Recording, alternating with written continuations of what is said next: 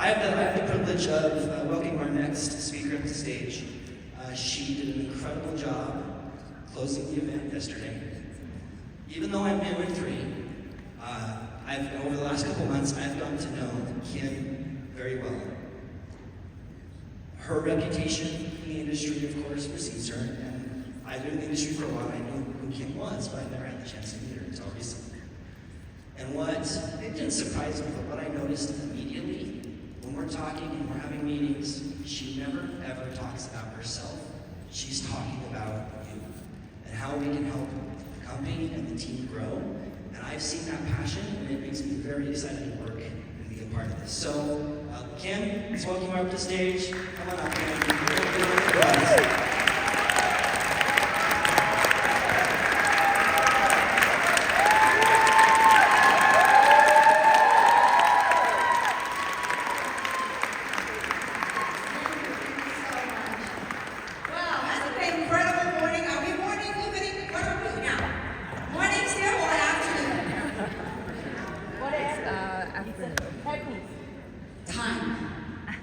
Human construct, right?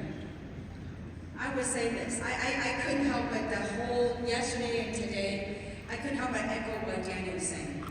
That there's such talent in this room. There's such gift in this room.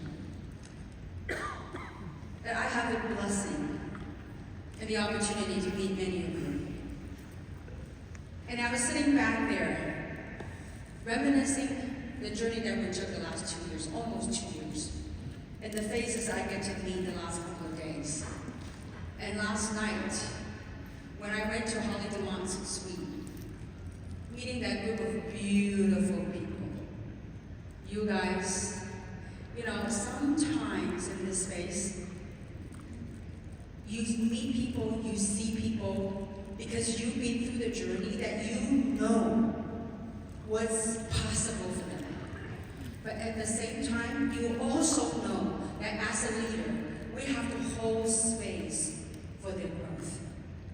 We have to hold space for the learning curve. And I am so super proud of Dr. Alicia. I am so super proud of Lisa Holobowski.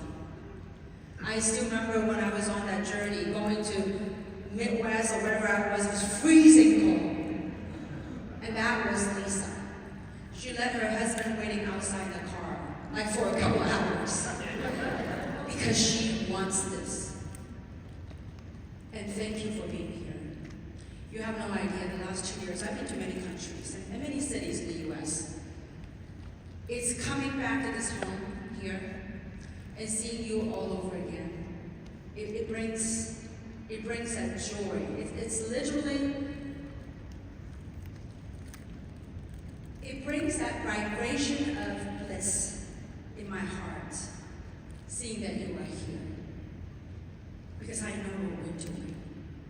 I know what we're in this for. And I wanted, just like Daniel, we wanted so much for everybody, because I know what's possible. And you heard the story of my part of my journey. And so what I'd like to do this morning is to pivot a little bit. Yesterday we talked about the 3 journeys, right? The emotional part and the logical part. And then because of that one word, I forgot the last part, which was the experiential. And so what I'd like to do today is I'm going to talk about the experiential journey. And it's sometimes in this world, that's how the universe works. Maybe it wasn't time yesterday to talk about the experiential until today. The speaker that will line up in front of you today, it is after 31 years, hearing all these incredible leaders to pour their heart out, sharing their wisdom, their experience. I was sitting back there, I said, yes, yes, yes, yes, yes, yes, yes, yes. It is. This is life. So it now brings you to the last part of the journey. It's the culmination of all the work that we have done, all the sharing, all the talks that the speakers have done. And so I'm going to bring that on the last slide. And I promise you, we correct all the wordings. So the experiential journey is about the shift. As you got in, you learn about it, you're going through the different emotions, the learning curves. Then you understand more about the logic of how this business works. Then you as a human being, as an individual, we begin to shift. That shift, for some people it happens quicker, but for some others, again, it depends on our upbringing, depends on our training, our paradigm, our patterns, our belief patterns. It's different for everybody. But there will come a moment when you begin to get it. That's what they call the aha moment. That shift happens is that when you realize that this business is people over profits. Why is it that sometimes people don't want this industry? Because most people, a lot of people, and I could tell you, the last 31 years, most people it's about transactions. Making a sale, making a sale, making a sale. It's transactional. But when you truly understand the power of this platform, it's truly people over profits. So how do we go about doing that? That over time you will learn, in this journey, you will learn that instead of recruiting people, it's about inspiring other people. Look at all of you here this weekend, from yesterday to today. Every single talk, it's about empowerment. It's about inspiring you, giving you instructions, their life stories, their experiences of how they got to where they are. So this is about inspiring people rather than recruiting people. And I know that was sitting back there, I know that some of you had invited some guests here. I want you to get this. Whoever invited you here, it's not to get you to do something. That this, for some people, it could be a gift of a lifetime.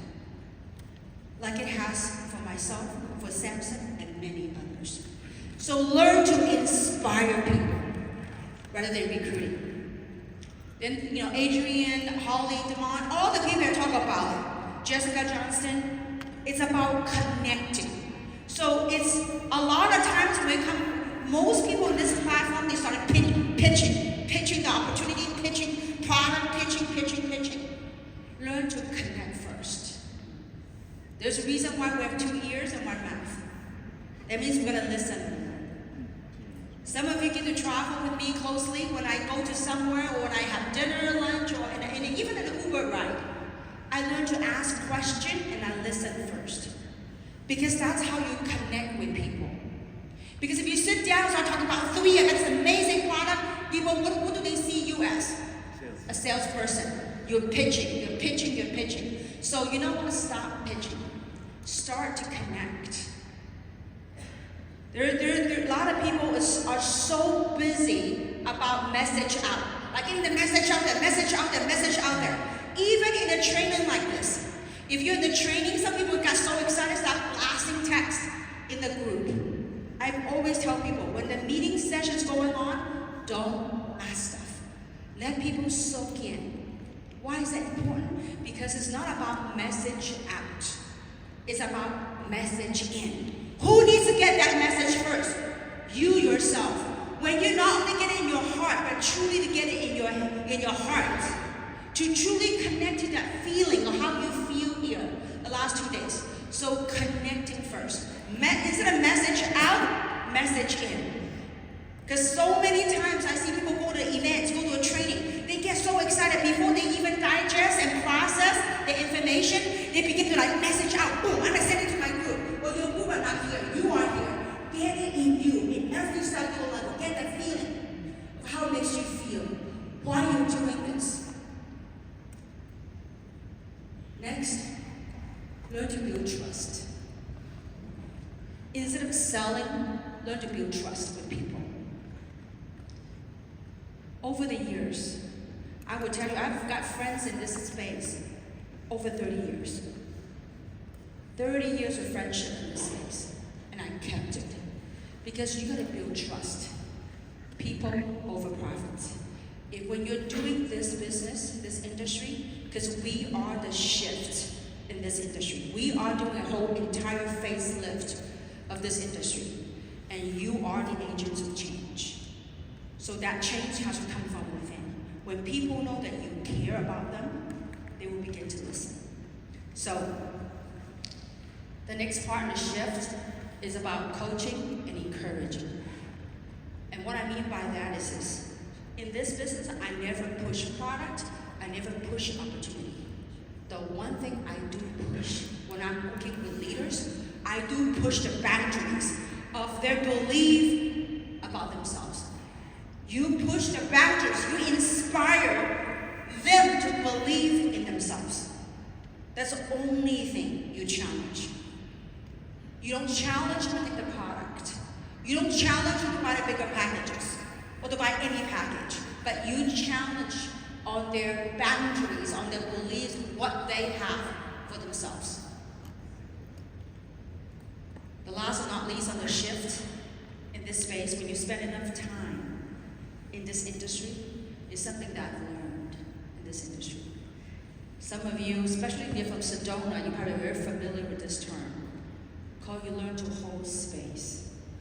You learn to be holding space for humanity. You learn to be holding space for your team members. That when you see people, I'll give you a perfect example.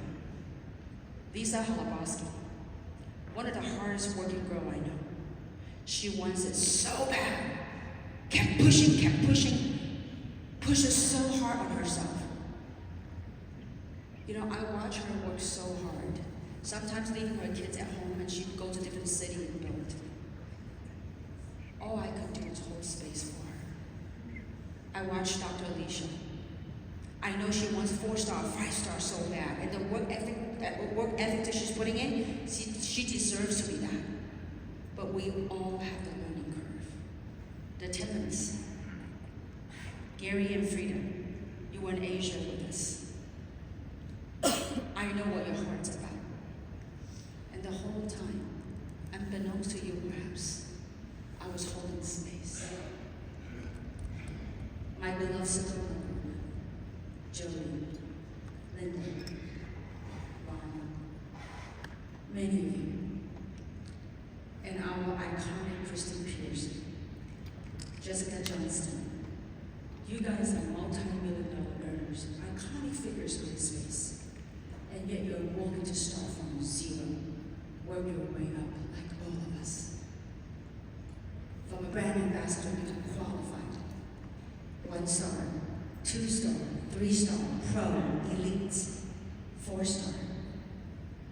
Have you ever thought about a lady who's #1 worldwide in a pink Cadillac company that's here?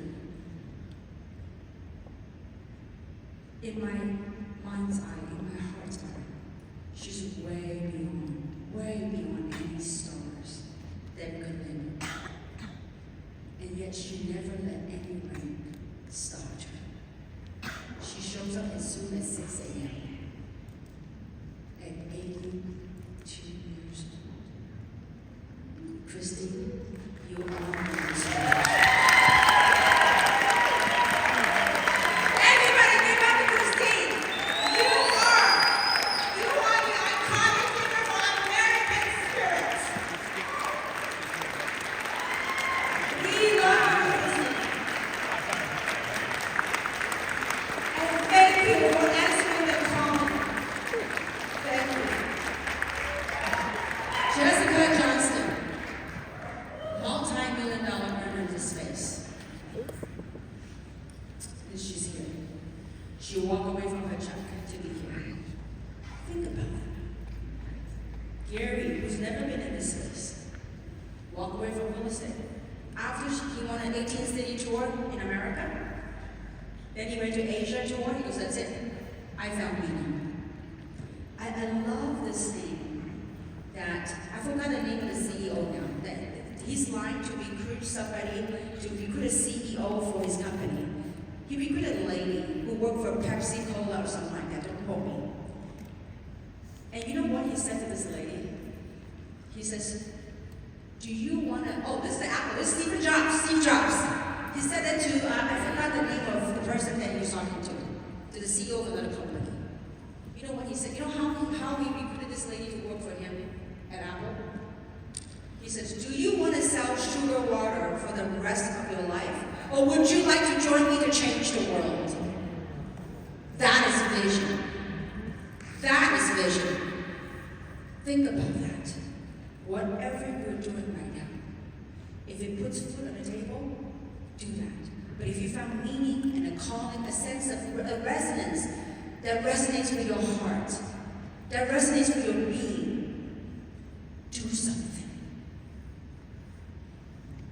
The last 31 years, besides money aside, the most rewarding thing that I have experienced in this lifetime so far is this. I had the blessing to travel to 50 countries, speaking around the world. And you know one thing that I observed? There's one common thread. And I know it's about to change with me. That one common thread is that most people are living and walking through life as observers, rather than as participatory. Rather than participating in their life, they just are observers. But when you're an observer, time passes you by, we lose meaning. How many of you truly can feel it in your being that you too are meant to live in abundance? How many of you feel that? How many of you know that you've got more to give in this lifetime than what you are now? How many of you know that? How many of you want to participate in the abundance of what life is meant to be lived on earth? How many of you feel that? Participate in that. You know, science have been studying find the edge of the universe. Until now, they can't find the edge of the universe. And you know why? Because this is a participating, participatory universe. The more you look into it, with the Hubble telescope, when they thought they saw the edge, they looked into it, they found something else. That is life. Be a part of this. All the people that walk across stage, all the speakers that shared, we are no different than you. The only difference is perhaps two things. We work a little harder and put a little more time, a little more effort than you have. And yet we get to share our experience in building something magnificent. Something that gives meaning, gives fulfillment, bringing vitality and health to other people. It is a journey. And I hope that this weekend has given you that. For this part of the experiential journey, this is just, we are all tapping the surface of life. This is only part of the experiential journey. As for myself, what this journey has done for me is allow me to tapping in and living a better version of myself. I am very grateful for all of you. I'm grateful for your presence. You have no idea what this project means for me. This country has blessed me and my family so much. And I want to give back. A couple of years ago, I was questioning everything that was happening in this world. I was questioning everything that I was taught about life. And there had been a point in my life, I was like, what can I do? I'm just one little girl. What can I do? You know, sometimes when you're brave enough to walk that path, and when you live your truth, this is what experiential journey is about. That you gotta have the bravery to live your truth. Be who you are and live who you are. And go out there and touch someone's lives. Go out there and make an impact. Some of you know the story. Truly. Another million, 2 million, 10 million, 100 million ain't gonna make no difference to me. If I were to check out, I can't take a dime with me. Nor do I want to. Because I'm not coming back.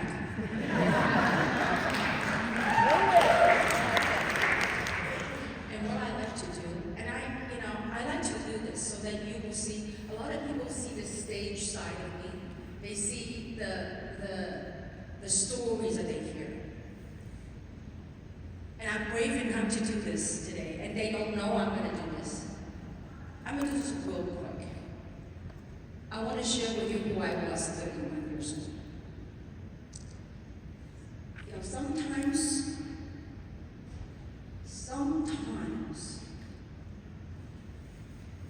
you will learn somebody from someone that's very close to you. I want to share with you a part of my life, 31 years ago. Not through my mouth, but through somebody else. And I'm going to share with you of who this journey who I became from someone else's eyes. And with that, I hope you see visually that we are all the same. Not this outside bodysuit, but what's deeper. I like to call up my friend for 31 years. When I was a trying entrepreneur,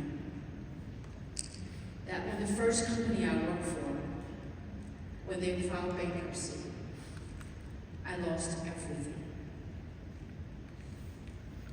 I moved back to LA. I had no place to stay. And this dear friend of mine says, Kim, you could stay in my apartment. And you can take my bedroom. He's a brother. Can you all help me welcome Ken on stage?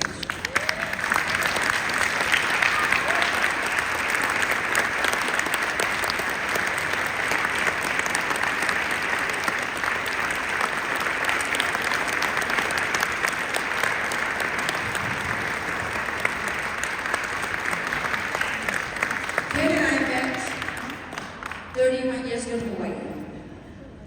I was a young entrepreneur through a friend that introduced me to Ken over the phone. Next thing you knew, I was on a flight to Honolulu, Hawaii. When I went to Hawaii, Ken had 3 jobs in Hawaii. And we started building that opportunity. And I can tell you, Ken and I had lots of fun. We were doing opportunity meetings on tour buses. We were even drawing compensation plan on the sand in Waikiki Beach. So, when I moved back to LA, Ken was gracious enough to let me stay in his apartment. I lost my car. I had no car. Even though I lost my car, I didn't lose my dream. I was out there showing the plan. I was out there talking to people. So Ken loaned me his car. Ken had a red Nissan Sentra. I would drop him to work. I would take his car. Then I will be going places to showcase the opportunity. Even though Ken and I have went separate ways in terms of business, we kept our friendship. On September 9 of 2009, I went on building a platform. Ken went on and building the biggest business furniture company in Southern California. So Ken, would you please say a few words? What was I like when I was 28 years old? First, thank you, Kim.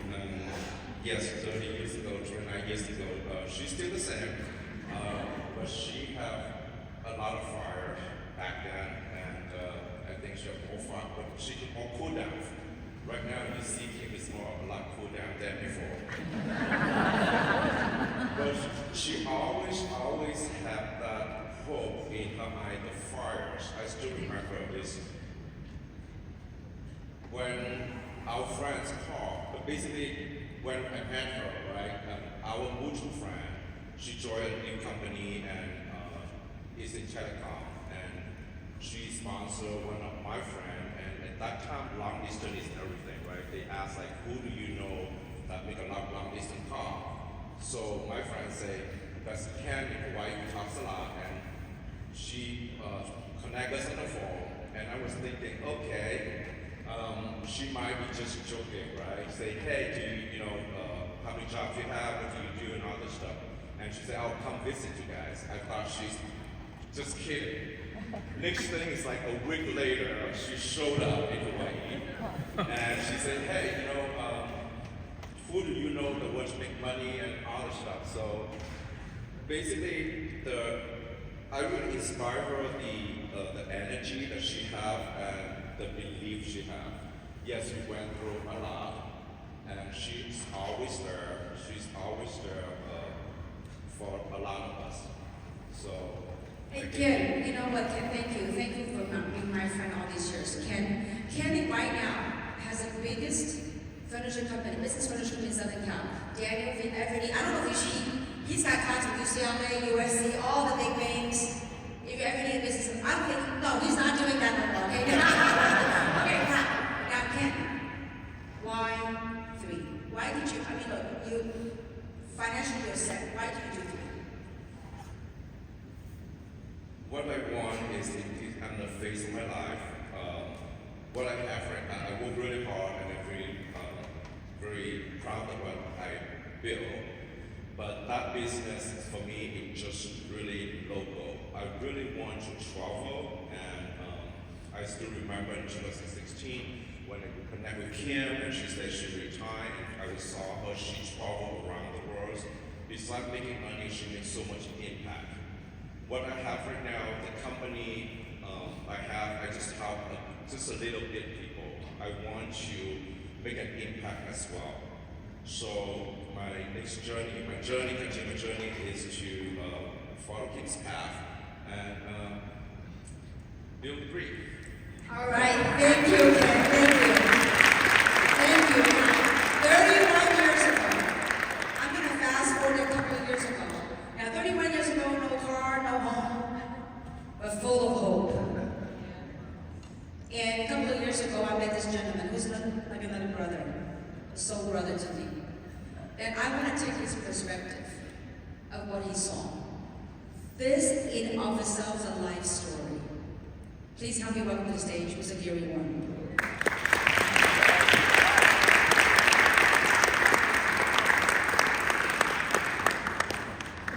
So, Mr. Wharton. You are always so full of surprises. My goodness. Okay, so Gary and I first met. I like to tell you tell the story. Yeah, he has no idea what I was doing, what I did. All he knows is what I like to buy. And she's good at it. So maybe Gary, tell him what you saw as a human being, and also how 3 was brought up to you.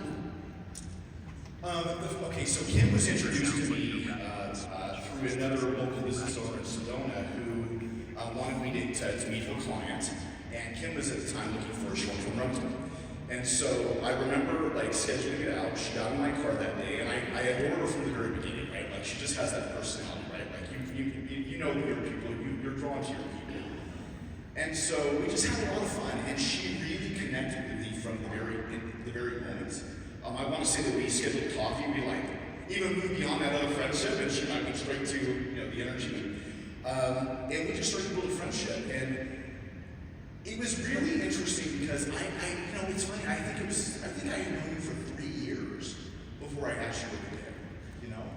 And here's this person who's exploring. She's out in the world. We're on hiking trails together. We took so many wild metaphysical classes, and Sloan is very still nothing to do, by the way. And she was just in a chapter where she was like, from the outside, she was in rediscovery. She was trying to find a new path. You could tell that she had hit a part of her life, and it was time for a natural evolution, and she was out playing. And it was interesting. I think that, when I think back to 2021, 2022, this is the height of the pandemic, the real estate market got really crazy. This is the chapter of my life where my health took a negative turn. And this is when she asked me, she said, "What are you doing this for?" And she began these questions as a friend of helping me find out my why and why I was willing to do this. And it was interesting because at the same time too, she was doing a different version of that herself. And she eventually got to a point that she said, "Look, I want to come back out. I want to come back out and I want to build a final project. I want to do a legacy project. I want to change the world. And if I do this, do you want to join me?" And I said, "Yes." Now, it's important to know, can I talk about some numbers? So I have been really fortunate. As a real estate agent, Kim is the big fish. And if you get to work with somebody like her, it'll open a lot of doors. I've represented her more than $30 million And so I trusted her.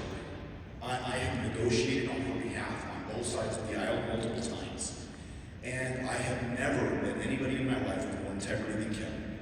What you see on stage, you guys, is exactly what you get off stage. And so it was very easy for me. It was really easy for me to say yes. Now, the point that you should know is that I had no idea what I said yes to. And No even a company, no product, nothing. nothing, absolutely, I knew nothing. Calling. But I said yes, I want to join you in whatever you're doing because I trusted her. So you can imagine the fool that I felt like when I saw her on stage in Asia for the first time. You know, it's a different version of the Kim that I know, but it's still the same version. Oh, thank you.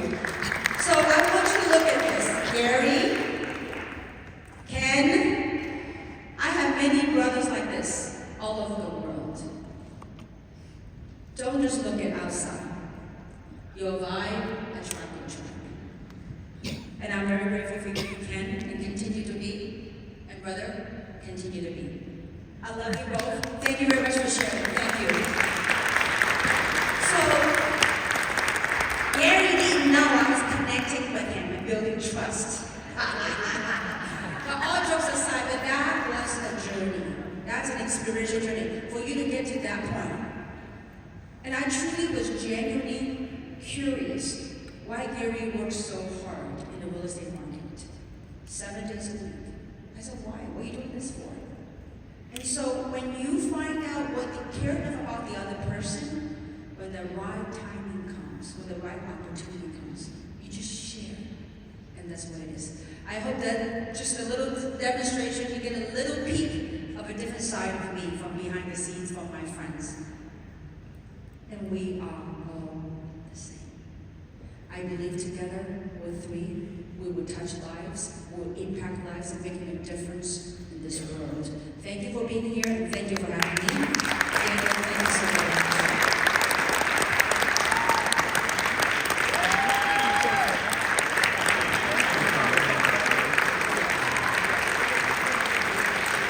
Give Kim a big hand.